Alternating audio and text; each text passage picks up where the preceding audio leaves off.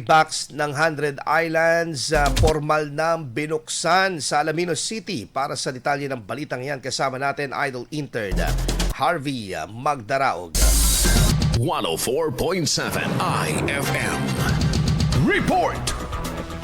Formal nang inilunsad ang Dairy Box 100 Island sa Barangay Lukap, Alaminos City. Matapos isagawa ang blessing at ribbon cutting ceremony bilang bahagi ng pagbubukas ng proyekto kahapon ng Mayo 14. Layunin ng inisyatibo na suporta ng sektor ng agrikultura at turismo sa lungsod sa pamamagitan ng pagbibigay ng dagdag na oportunidad sa kabuhayan para sa mga magsasaka at kooperatiba. Isinulong ang proyekto sa pakikipagtulungan ng lokal na pamahalaan, Department of Agriculture at Philippines Carabao Center bilang bahagi ng pagpapalawak ng mga programing pangkabuhayan sa Alaminos City. Inaasahang di makatutulong ang Dairy Box 100 Islands sa pagpapalakas ng lokal na turismo at paglikha ng mas maraming oportunidad para sa mga residente. Kaugnay nito, matatagpuan sa Asingan ang unang dairy box sa bansa. Tampok ang mga produktong mula sa mga kooperatiba na nangangasiwa sa mga alagang baka at kalabaw. At itinurin din itong kauna-unahang Comprehensive Agrarian Reform Program o CARP, tindahan sa Pilipinas na pinangungunahan ng Department of Trade and Industry. Kasama mula dito sa IFM Dagupan, ako si Idol Intern Harvey Magdaraog. Tatak IFM!